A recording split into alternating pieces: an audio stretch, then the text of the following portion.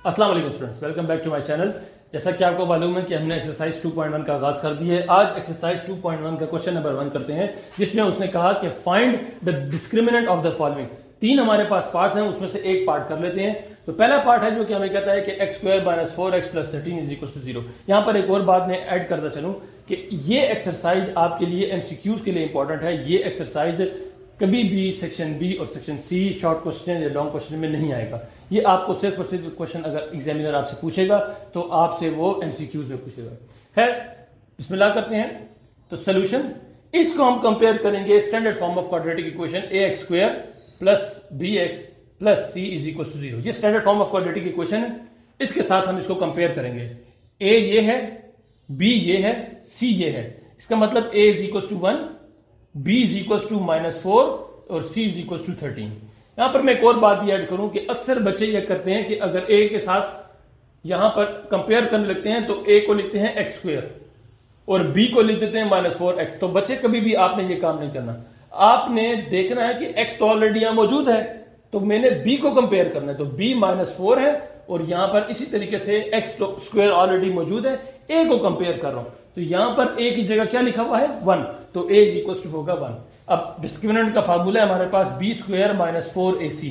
इसमें मैं values put करता हूं। -4 का square -4, a is 1 and c is 13। तो क्या हो जाएगा? ये प्लस में बन जाएगा क्योंकि माइनस के ऊपर स्क्वायर लगा हुआ है। 4 4 आर 16, -4 1 आर 4 और 4 13 क्या हो जाएगा? 4 3 आर 12 एंड 1 ऊपर चला गया, 4 1 आर 4 5 52। आप यहां पर ग्रेटर का साइन लगेगा माइनस, अपोजिट साइन है तो हम क्या करेंगे? माइनस कर लेंगे। यहां पर रह जाएगा 6 और यहां पर माइनस करने से आपके पास रह जाएगा 3। तो आपके पास आंसर क्या आ गया? -36। तो ये क्या है? इसका डिस्क्रिमिनेंट जी। तो अब क्वेश्चन नंबर 2 और क्वेश्चन नंबर 2 का पार्ट 1 और पार्ट 3 देख लेते हैं। इसमें उसने कहा कि आपने फाइंड करना है क्या? Nature of roots. इसमें आपने नेचर को फाइंड करना है। तो नेचर के लिए हम उसी टेबल को रेफर करेंगे जो कि हमने लास्ट लेक्चर में देखा था। तो यहां पर हम देख लेते हैं, सबसे पहले इसको कंपेयर करते हैं स्टैंडर्ड फॉर्म से। ax square plus bx plus c is equal to 0। a हमारे पास 4, b is -5 and c is equal to 1। a is equal to 4, b is equal to -5, c is equal to 1। अब formula है b square minus 4ac। इसके अंदर put करेंगे -5 का square -4, a है हमारे पास ये और c है हमारे पास 1। तो ये हो जाएगा 5 5 25 -4 4 16, ये हो जाएगा 9। अब ये 9 क्या कह रहा है आपको?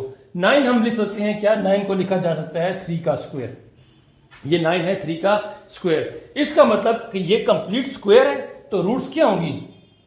Roots are real and rational, क्योंकि ये हमारे पास कंप्लीट स्क्वायर आया। इसी तरीके से पार्ट नंबर 3 को देखते हैं कि पार्ट नंबर 3 हमें कहता है कि इसको भी ax square plus bx plus c के साथ कंपेयर करो।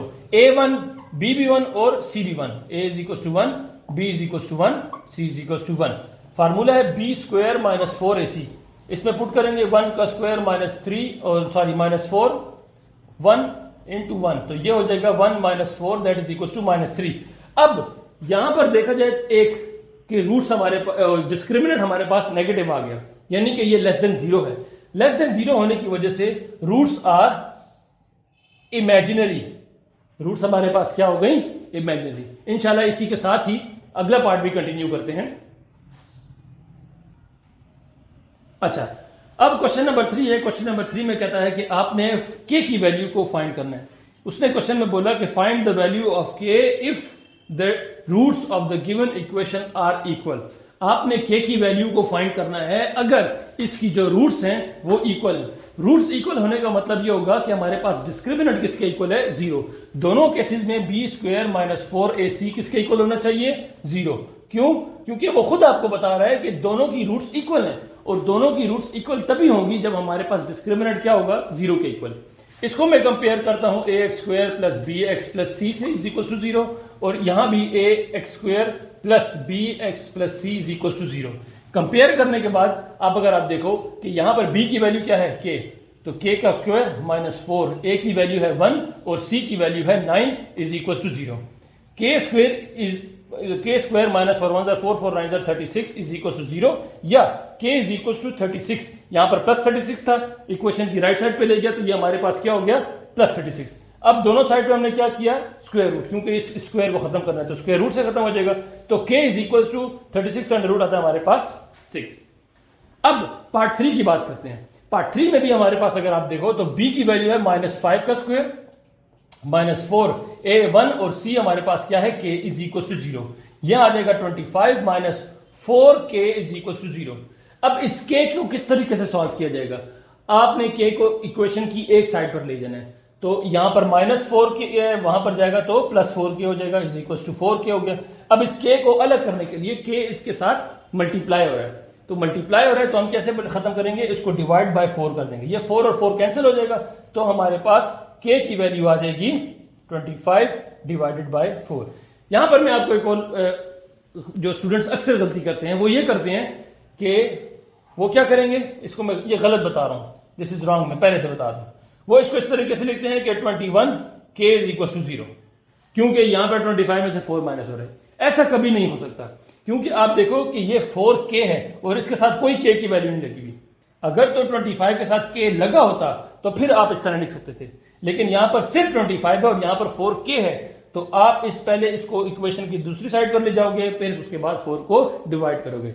ये स्टेप इसमें बिल्कुल क्या है, गलत है। इससे जो रिलेटेड सवाल हैं, बाकी के जो अगले सवाल हैं, क्वेश्चन नंबर 4, 5 एंड 6, वो बिल्कुल सेम इसी प्रोसीजर पर चलते हैं। वो आपसे पूछता है कि डिस्क्रिमिनेंट फाइंड करो और फिर उसके बाद उसकी रूट फाइंड करो, तो मैं उनको स्किप कर रहा हूं और इससे अगले लेक्चर में मैं एक्सरसाइज 2.2 पर जाऊंगा। पहले उसका मैं इंट्रोडक्शन दूंगा आपको, फिर उसके बाद बाकायदा हम एक्सरसाइज 2.2 स्टार्ट करेंगे। तब तक के लिए अल्लाह हाफिज।